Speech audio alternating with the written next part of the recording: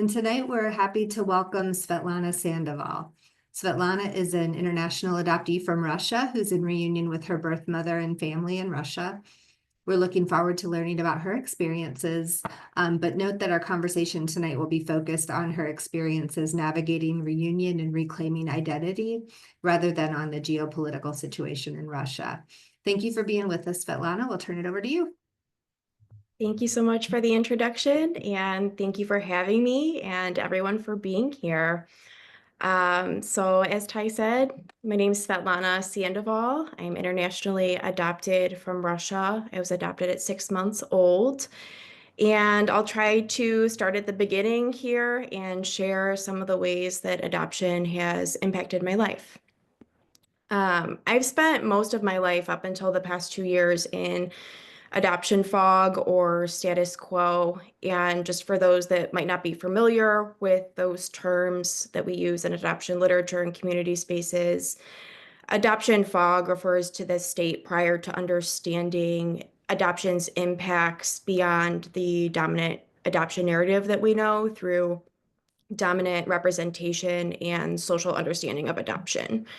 And coming out of the fog refers to when we literally feel like there is an event or series of events that a fog is lifted or we go through that we start to unpack all of the impacts of adoption and the trauma that is inherent to family loss and separation that goes unacknowledged in those dominant narratives of adoption. I like using the framework of the adoptee consciousness model from Dr. Jae Kim, Susan Bronco, and Grace Newton, because the coming into critical consciousness provides us like a framework that when you are reckoning with these things, like adoption, it's not a one-time event that happens and it's over. It is an ongoing and lifelong journey of dealing with the aftermath and repercussions of adoption. I always knew that I was adopted. I never had a sit-down moment where I was told. I primarily knew about my adoption through my parents' bedtime story version of how they flew across the ocean. They wanted a baby so much that they traveled to Russia, and here we were, kind of happily ever after. But I think it's critical to note that that story doesn't include what had to happen before my adoption in order for it to be possible. There was a traumatic, significant loss and family separation that had to happen that goes unacknowledged in that fairy tale version. Um, I experienced throughout my childhood a lot of external signals that adoption was good and my parents were good people because they adopted me. I don't remember being explicitly told to be grateful for my adoption, but I certainly held an internal idea and feeling that I needed to be grateful because I was told by all of these signals how my adoption was a good thing.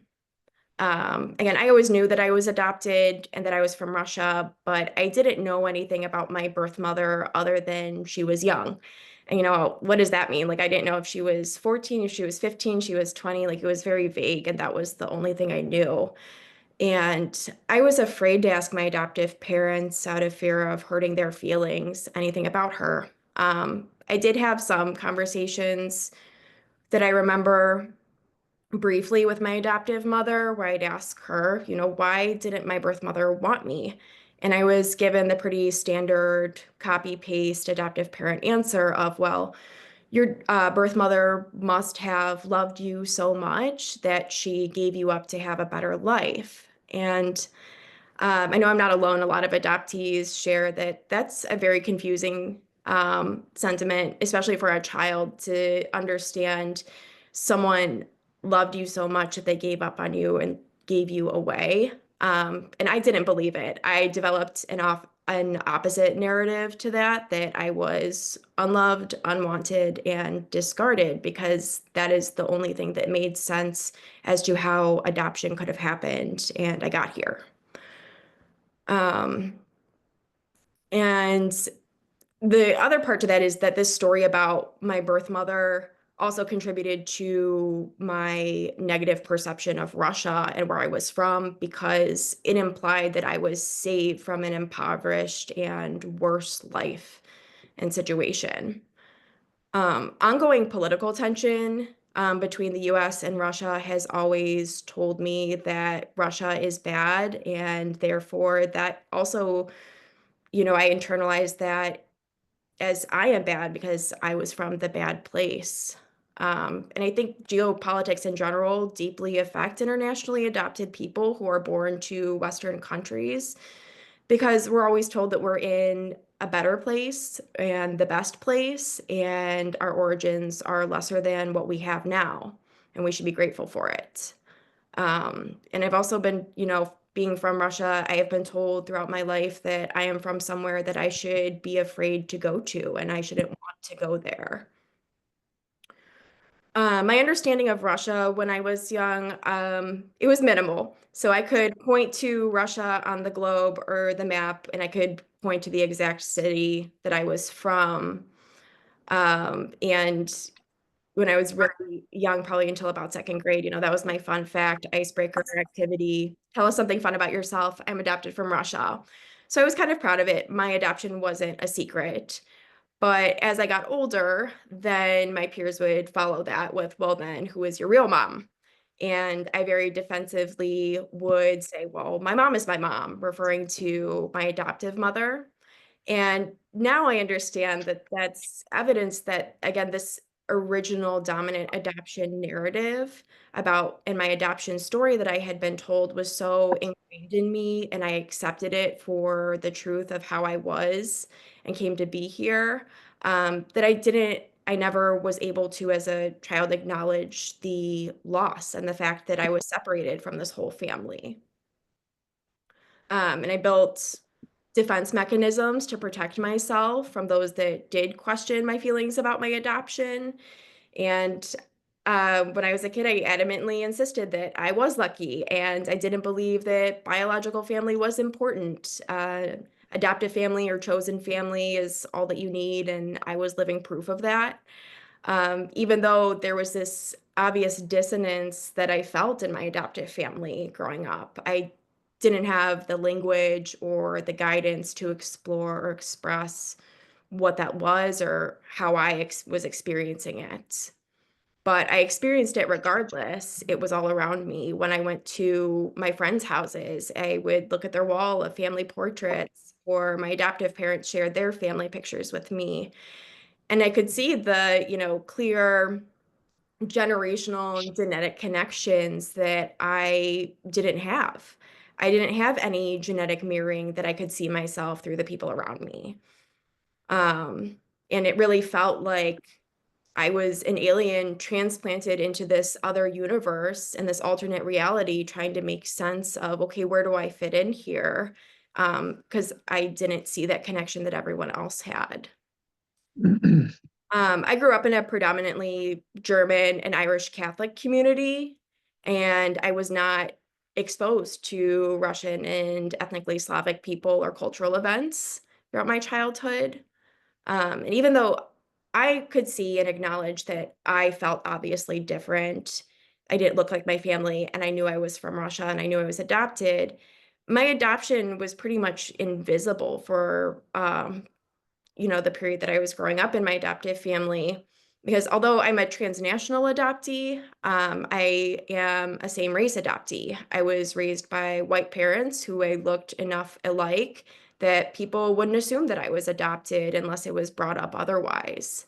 So that way, my adoption didn't have to be acknowledged because I blended in. And that was another layer of denial and erasure. And feeds back to that story that I believed that my adoption didn't impact me because no one else was acknowledging it or pointing it out even. But again, I always had this feeling that I was inherently or like not connected to my adoptive family and felt like an outsider. And in many ways, I was an outsider to people that were outsiders themselves, too. My adoptive family was a broken family unit.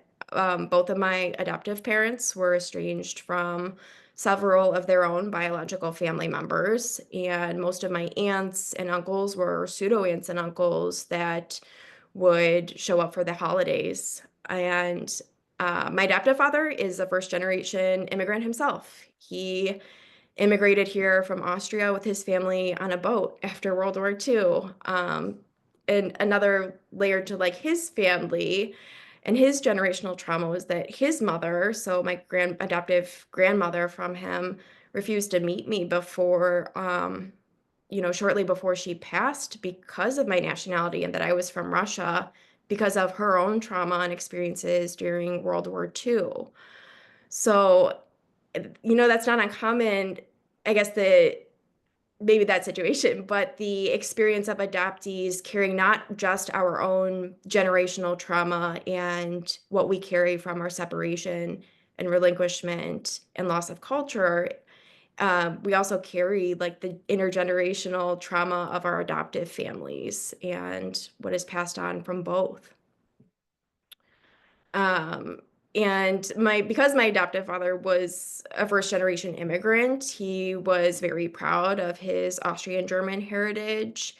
And we traveled several times to go visit Austria and his birthplace. And we would visit, his extended family that still lived there and his friends. And it was really important. We went several times. And that was very confusing to see how important my father's heritage was to him, and therefore, his heritage was important to me, and I assumed his identity, ethnic identity, and kind of would, say sometimes that I was Austrian or German, because that was so, incorporated in my life, even though I knew that I wasn't, likely wasn't at all. This is before, I did a 23andMe test to absolutely verify I'm not Austrian or German. But, I knew that. But it was confusing because then my heritage and my Russian ethnicity and identity was not explored or really represented in my childhood for me to be interested in. It was very minimally visible. I had some Matryoshka dolls and lacquer boxes that came with me when they brought me from Russia, and I had some Americanized versions of Russian fairy tales, picture books that I loved, but again, they were Americanized versions. And I think my adoptive parents' intention was to see me and have me not feel adopted or not see me themselves as adopted. And they will say that to this day of like, oh, we just don't see you as adopted. But I don't know. I've been calling this like adoption blindness because even though the intention is to help me fit in, it really just erases this identity and the fact that I existed before them. There were other social signals that informed me throughout my childhood that my adoption was inherently good, because of how Russia is portrayed in Western media. I understood Russia, I think, to the extent that most American kids understand Russia through stories and movies. It's sometimes poverty, it's spies, it's the bad guy in the movie, and it's babushka with the American pronunciation. And my history classes didn't help out much either because I just got this very brief Cold War history that, again, Russia was bad and a place I should be afraid of. And throughout all of these, external signals, even though I wasn't explicitly told, again, to be grateful, all of these signals and the differences that I was experiencing within my adoptive family and in this world that I was transplanted in manifested in mental health crises from the time that I was about 12 years old. They probably started earlier than that, but that's when I remember my adoptive parents first seeking intervention due to the severity of my depression and self-harm. And I've been in therapy my whole life, but none of the mental health professionals or therapists that I saw until just in these past 2 years, and I've had to seek them out myself, ever addressed or considered the impact of my relinquishment and adoption on my mental health. And adoptees are disproportionately overrepresented in mental health care. And this is an ongoing issue that therapists are not adequately trained or equipped or adoption competent and able to address adoptees' needs. Again, this goes back to this larger issue that adoption is so systemically misunderstood as a good, simple solution to and a permanent, legally binding solution to what is often a temporary crisis for a family. It wasn't until about 2 years ago that I started exploring my own heritage and coming into my own critical consciousness and understanding of my adoption, um, and coming to the whys of why I always felt so disconnected to my adoptive family and why I felt so out of place. I started exploring adoptee literature and joining in virtual adoptee community spaces that started to give me the language to piece together all of these feelings that I had, but never had the words before to express. And it was like a big, I guess that was the coming out of the fog moment for me. The veil was lifted. I was seeing all of the able to connect the lines from my adoption to all of these pieces of my life that felt so out of control and out of place.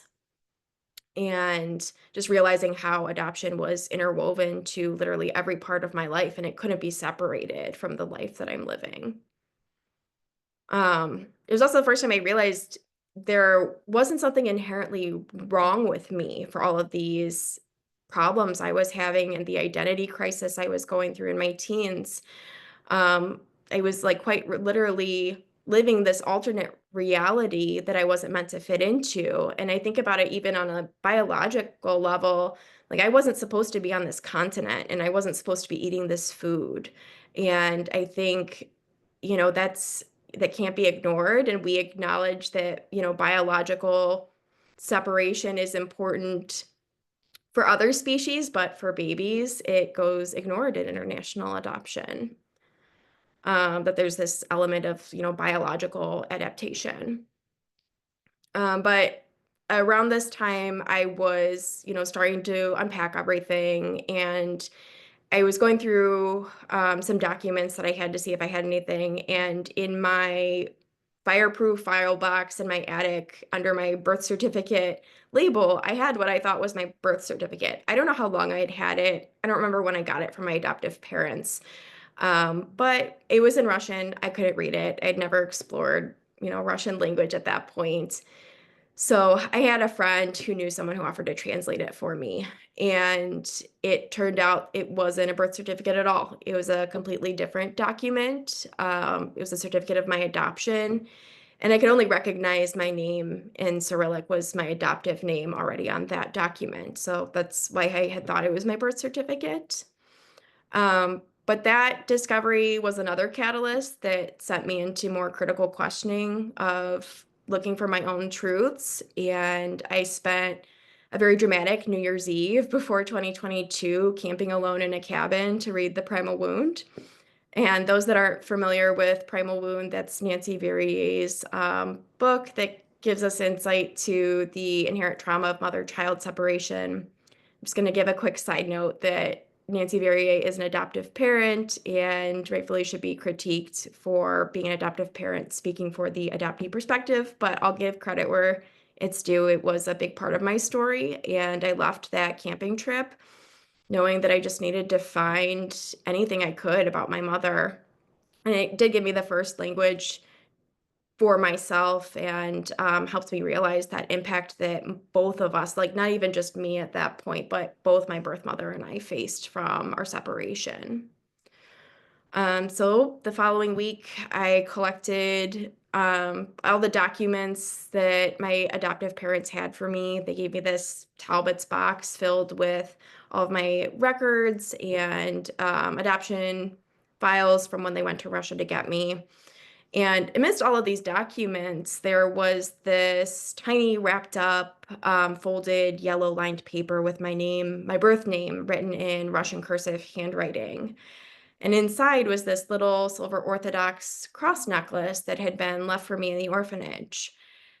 And I had all of these documents that had my literal information that I'd never held and the identifying information that I needed to search, but that necklace was more important to me than all of these other pieces because it flipped that internal narrative I had told myself my whole life that I was unwanted and unloved. And if something had been left for me, it meant that there was someone worth searching for and I was cared for. Um, I found my mom the next day, and that's a very long story short, but it did happen very quickly for me. I started searching on Russian social media.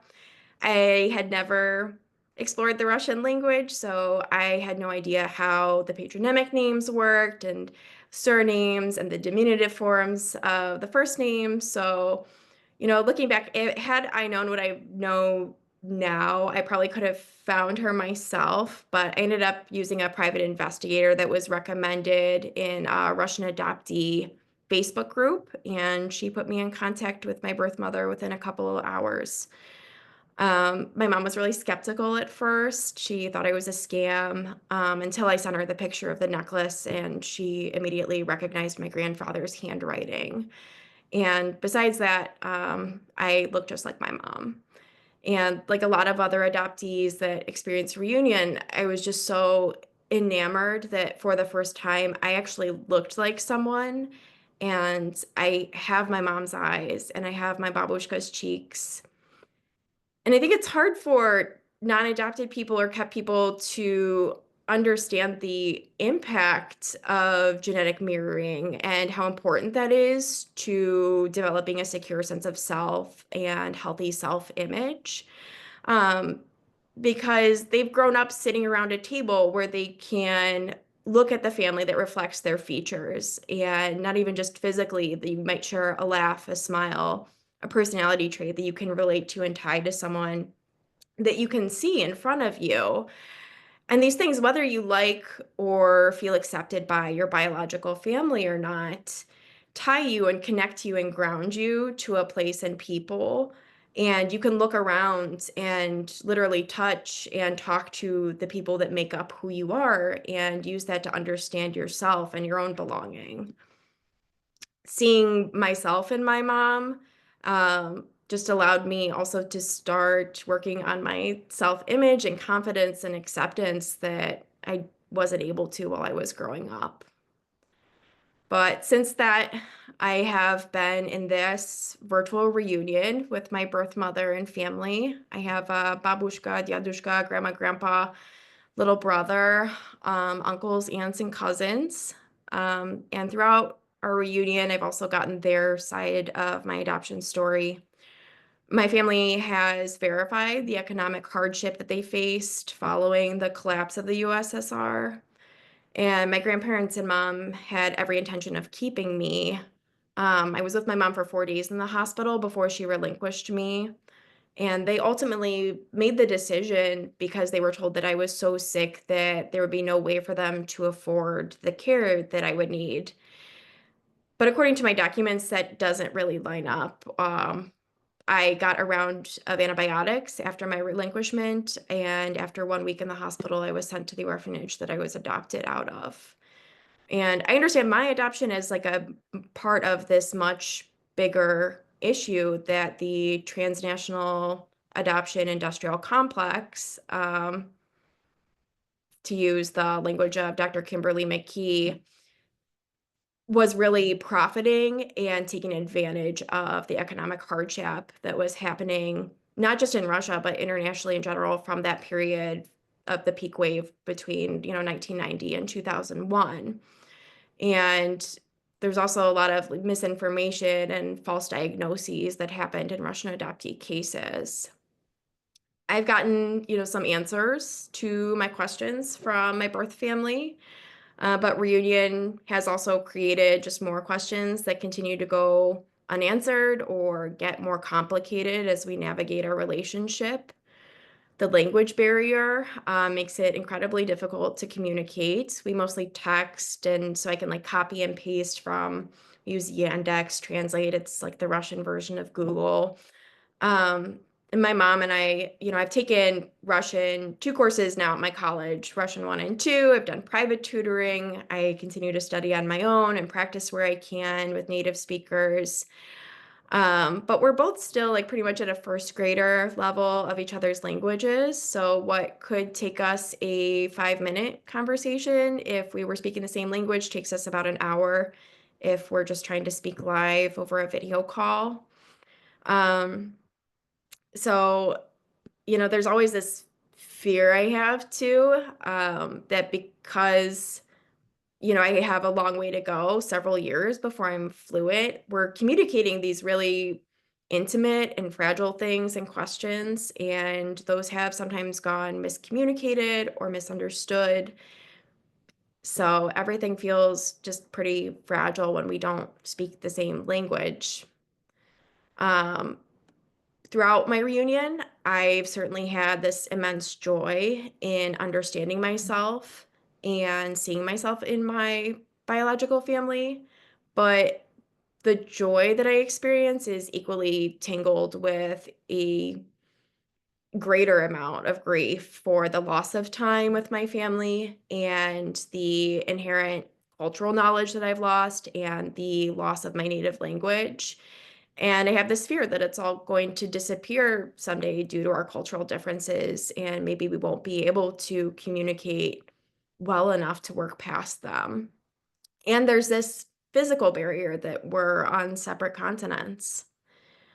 Going through my initial coming out of the fog or reckoning with my critical consciousness, it was incredibly isolating because I was really happy, and I think the non-adopted people in my life saw that I was happy and took it at that. It's like, okay, good for you. You got what you needed. It's over. But as several months following my initial reunion just got more and more complicated for me because I was grieving deeply through all of the celebrations that I was having with my family because I couldn't be with them and I was just experiencing it virtually on video calls and messaging and trying to make up for lost time. But how can you do that when you can't even be in the same room?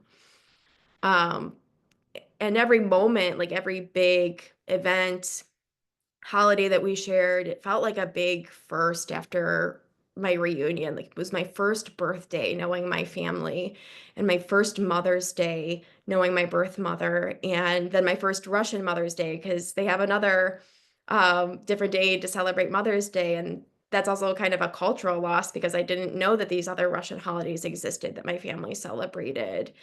Um, and, I was each big event that happened just felt like this weight of realizing all of those celebrations that I had missed with them.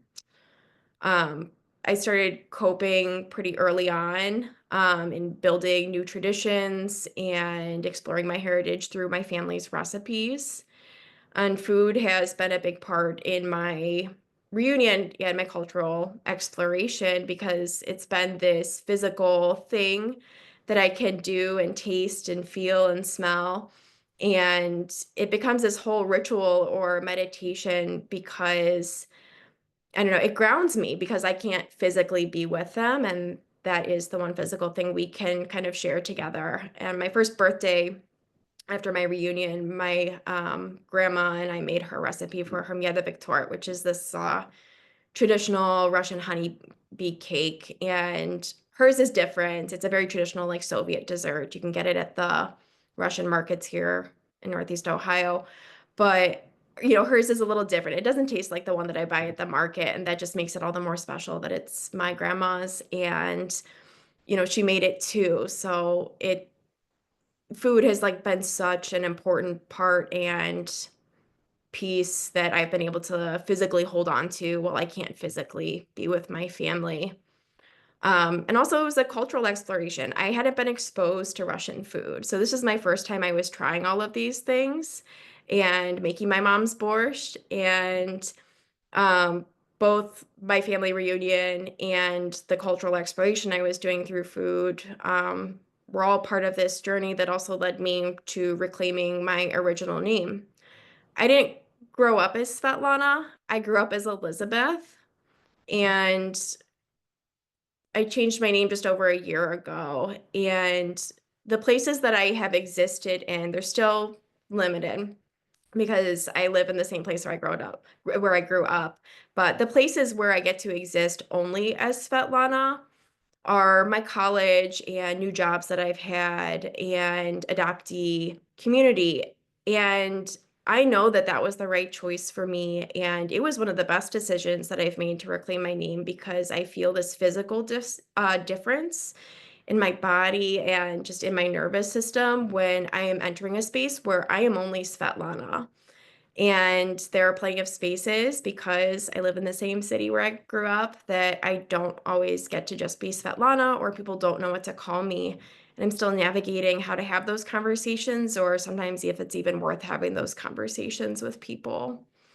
Um, when I tell people that I changed my name, I took back my original name, a lot of times the first reaction I get is, well, how do your adoptive parents feel about that? And it just kind of baffles me and reinforces what I know is true, that their experience of adoption has been centered for my adoption, which I am the primary experiencer of. Um, I think the question should be, how do I feel that my name was changed without my consent and that I was taken from my country and my family before I could consent to all of these things? With my name change, as good as I feel about it, and I love being Svetlana, there's also this dichotomy that I love it and it's me, and then I go to show up in immigrant spaces to explore my heritage, and I continually have to justify my name because when I show up in Russian immigrant spaces, I am Svetlana не говорит по-русски. I'm Svetlana who doesn't speak Russian. And I get the strangest look sometimes from traditional Russian immigrants because I don't speak Russian. And how is it possible that there's a Svetlana who doesn't speak Russian out there? Um, and I hadn't really thought about myself as an immigrant until my reunion because I don't think international adoptees get to see themselves or explore what being an immigrant means because we're so culturally indoctrinated to morph into, American values and the life that we have here. And because we are non-traditional immigrants, we don't have the inherent cultural knowledge and language that connects immigrant groups. So you go to show up in these spaces and say, okay, I'm taking back what's mine and I'm reclaiming this lost heritage, only to feel very rejected because I'm not Russian to Russian people. I'm not American to Americans. I'm not an immigrant to immigrants, but I'm definitely not a non-immigrant to the US State Department. So I'm all of these things. And it's hard to find spaces that acknowledge and where all of these identities can exist.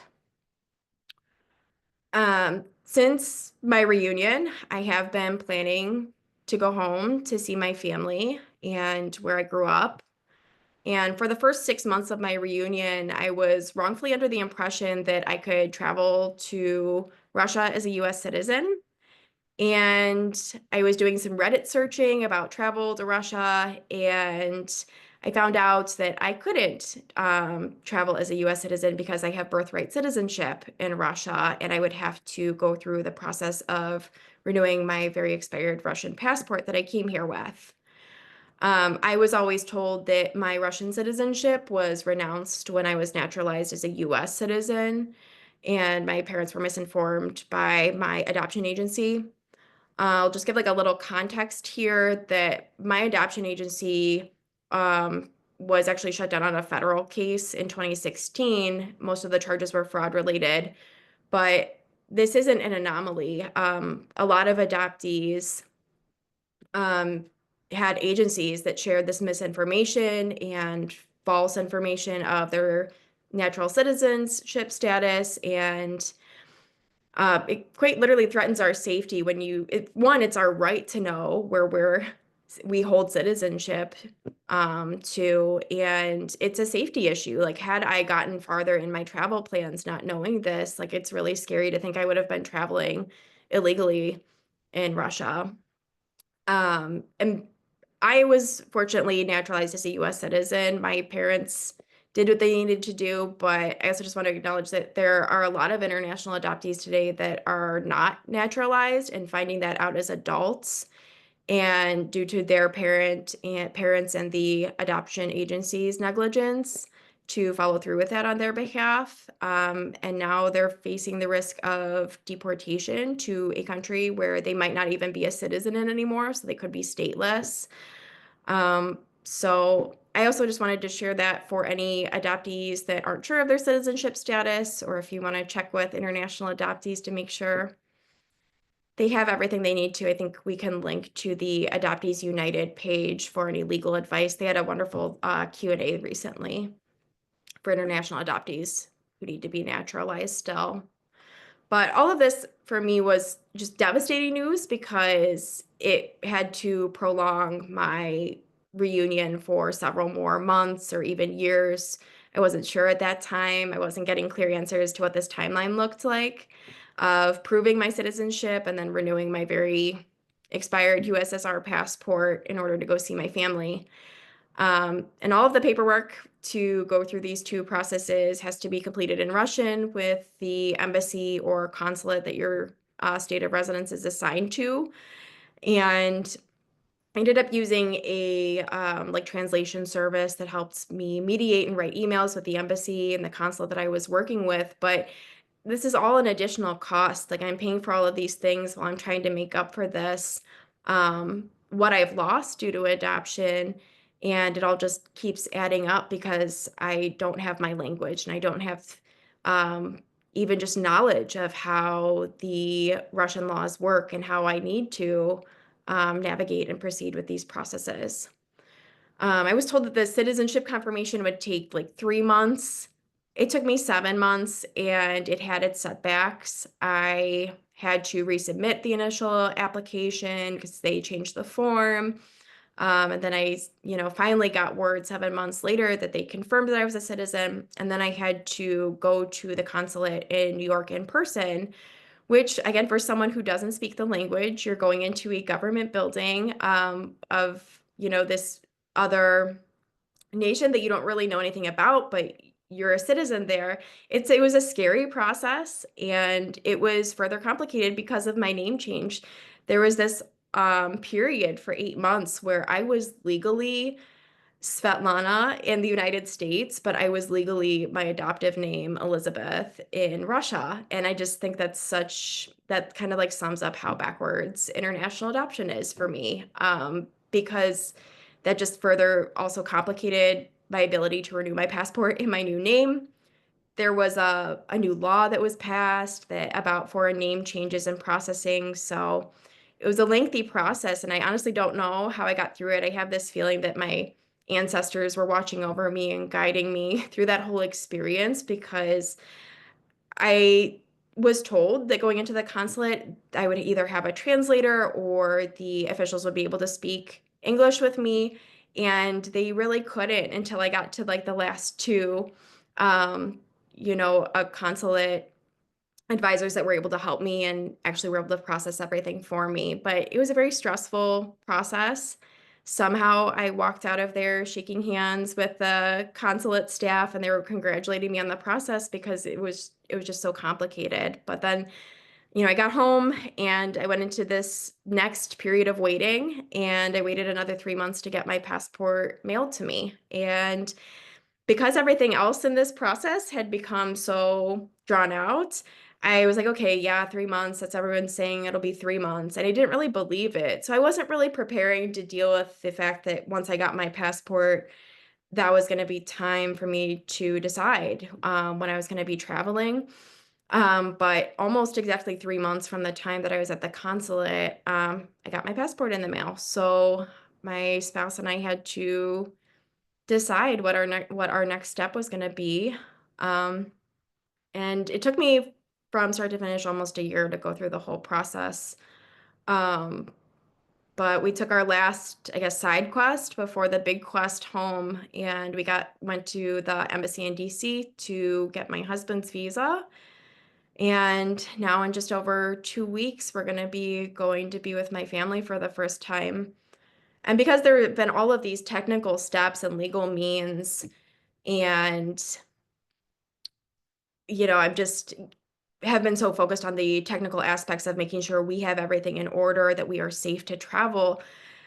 My whole adoption journey has been leading up to this moment and reunion that I have been waiting for over the past 2 years.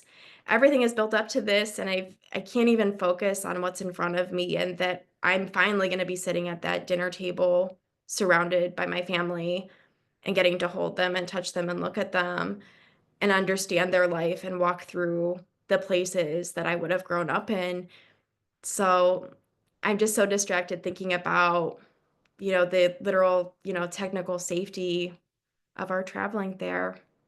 Um, I wanted to, just make sure we have enough time here, open it up for questions. I also just want to share if anyone needs information, I'm happy to share some documents I have written up about the steps that I took as a, Russian citizenship, confirming my citizenship and the passport renewal process. And I can share that with any Russian adoptees that need it.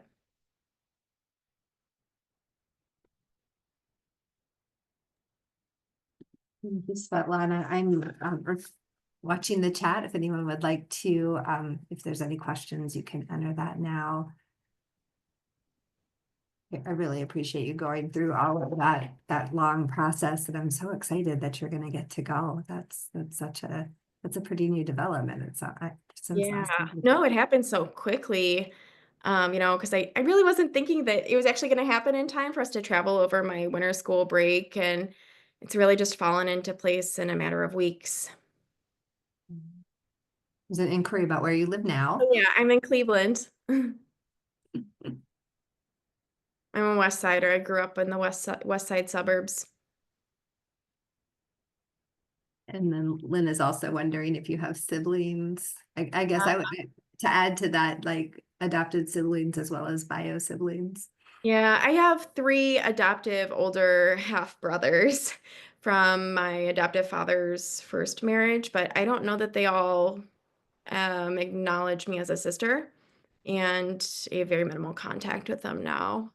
There's one that I've remained, maintained a relationship with, but then my biological family, I have one little brother that I know of. I still don't know anything about my birth father, but I'm just in reunion with my birth mother's family at this point. And I have, little brother who's 5 years younger than me, and I can't wait to, pinch him and see him and play with him. How will the translation process work when you're together in person? I'm curious how you will handle that with your Oh family. gosh, I don't know. We manage on video calls, and I think in person it will be easier. I think, we both use our translator apps, and I think my Russian's better than I give myself credit for too. Like I can understand more than I can express on my own. And same with my mom, like she can understand more English than she can express. I have an aunt who is fluent in English, but unfortunately, where the relationship between her and my birth mother is not great. So I don't know that she's ever going to be in this, in the room with us or be able to help us with conversations, but I think we'll manage. But yeah, it's an anxiety. And not even I guess I am a little bit anxious with my family about the language barrier in person, but I'm more anxious about like being in public with the language barrier and getting through the airport and security and all of those things like that with the language barrier is really what kind of scares me. I did just put, while we're talking, I put some links in the chat for upcoming Adoption Network programs and for support groups that we offer and how to register for upcoming programs. And then there was also a question about where in Russia you were born. I was born in Yaroslavl. It is like a 4.5, 5-hour drive northeast of Moscow. So we'll be flying into Moscow. My mom worked in Moscow for several years, but she moved back home this year. And then we'll stay in the city for a couple days and then drive up with her. And all of my family still lives there today.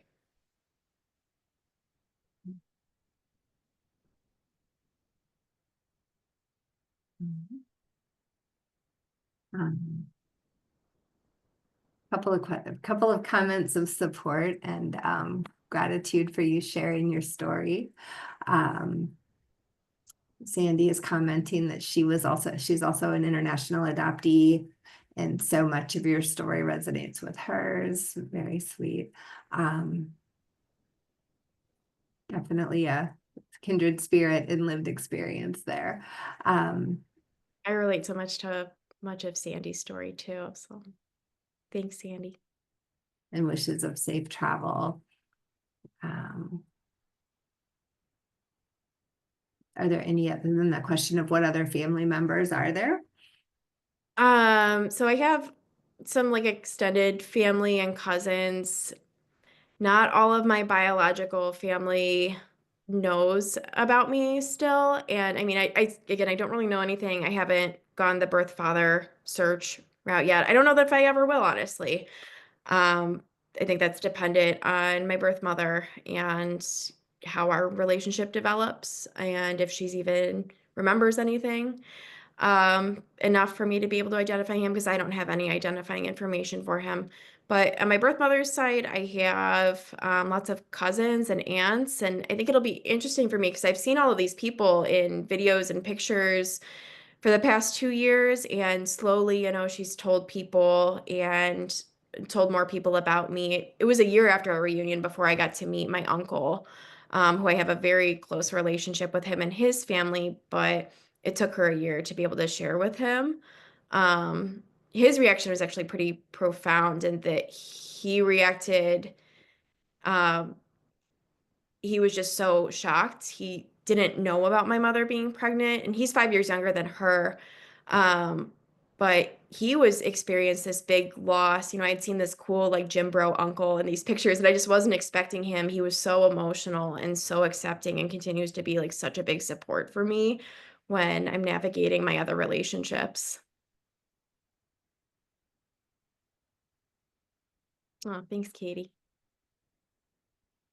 I'm glad you're seeing some of these. And Svetlana, I'll capture these for you so you can see them as well. We have a few more minutes and can take a few more questions. And while we're doing that, I would like to ask a favor of everyone, if you wouldn't mind taking a few minutes to fill out a survey about the talk tonight, and so that we can pick your brain on things you'd like to see in the future coming up with Adoption Network Cleveland. So I went ahead and put that link in there. I So just as want far as, go Excuse me. ahead. Oh, no, I was just going to respond to Lynn's question of are my adoptive parents supportive of my search? And that's continues to be like a pretty complicated question. I don't know how to answer. I think they would tell you that they are supportive. And in some ways they really have been. But in other ways, they can't call me my name. And so, I think again, there's this disconnect where they would say that they feel like they are supporting me, but it's not in the way that I would like to be supported. They know that we're going and they say that they're happy for us. So there's that.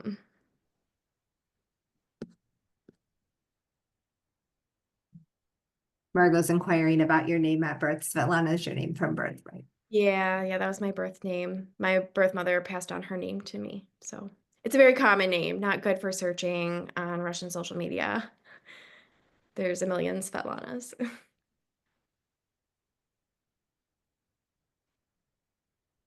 Yeah, I'd say I am sad that I'm adopted. It's been a huge loss and it's impacted so much of my life. Um, and I've heard from several other adoptees from Russia over the years that the navigation of the actual adoption process, leaving the country, and then how to navigate the process of reunion can be kind of complicated. There's a question in the chat about explaining to Russian nationals more about your story, ways to navigate that. How has that process gone?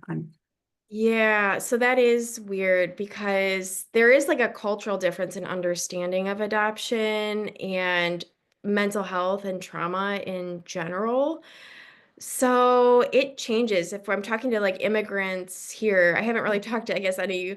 It'll be interesting when I go because I don't know how we're going to address if I am or am not family in public in some situations because there is a lot of shame still that my birth mother holds. So, but talking to immigrants here that I've connected with, I'm just pretty open the way I am with anyone else about my story, and then I don't know, some of them get it and some of them don't, and they give me that strange look of, okay, well, that doesn't make sense, and they also go back to, well, isn't that a burden for your adoptive parents? Like, you should be lucky or grateful. It does surprise me how many immigrants also tell me, like, oh, you should be grateful. It's actually better here. And I get that. They have a different lived experience, of loss that they had to leave. Their situation here to them is better than what they left, but that doesn't erase the separation from my family and that I've lost that biological connection and heritage and all of these things. A significant loss. Is there anything else you wanted to share about the adoptee consciousness model? I know that's something that is really impactful in, coming to clarity on, consciousness of your experience. It sounds like you Yeah. did that fairly quickly. It sounds Yeah. like in a short span of your life. Yeah, and I love that framework because it just acknowledges that it's this ongoing process that isn't linear. I don't remember all of the touchstones off the top of my head here, but there's like status quo. And then you get to this place, forgiveness and advocacy, and you might not. It's not a prescription that this is the way it goes, but there are these different phases of as you're reckoning with your consciousness that you've existed as a, product of adoption that your mind is going to change. And even just in the 2-year window that I have been in reunion and in adoptee community and navigating what all this means to me, it's changed. I started from a place before going through all of this where I said that I would adopt even. And then I went through all of this, the first phase where I was like, oh my gosh, I can't believe I ever said that. And then I got into more of my own understanding of how adoption was, directly related to my story. And it continues to evolve. And I don't think it's ever going to change. And maybe I'll go backwards to other phases that I think that I've passed, but I really haven't processed completely. So I think that model is really helpful. Summer, that's so nice. Thank Summer just left a beautiful comment too, wishing of well wishes for you. thank you. Thanks for being here. And there was a question about your adoption year. Yeah, I was adopted in 97. I was born in 97, then adopted 6 months later that same year. Mhm. We have time for maybe one or two more questions.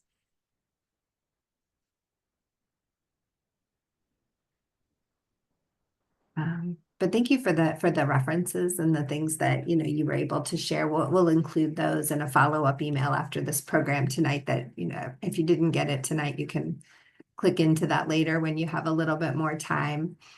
And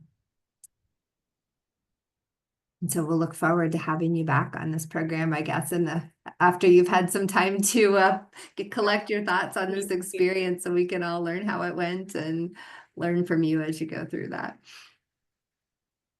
Yeah, it's I'd been a also lot. like to put a little plug in that Svetlana is one of our search volunteers. She just joined working with Karen Wyman, volunteering her time to support others going through the search process. We're really lucky to have your expertise, Svetlana, on that. Thanks. I haven't done much, but I was able to work on one, Russian adoptee case, so I have some insight to that.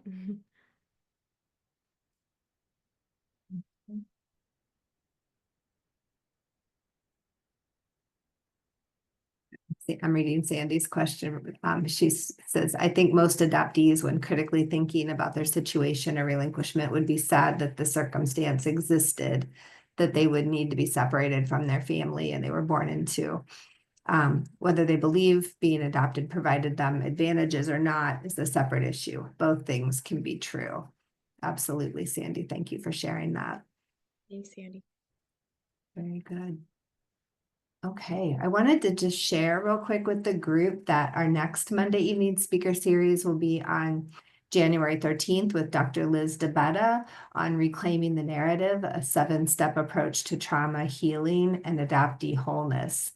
And more information and registration is available on our website at adoptionnetwork.org. Adoption Network Cleveland's a nonprofit organization. We're serving individuals and families impacted by adoption, kinship, and foster care through support, education, and advocacy.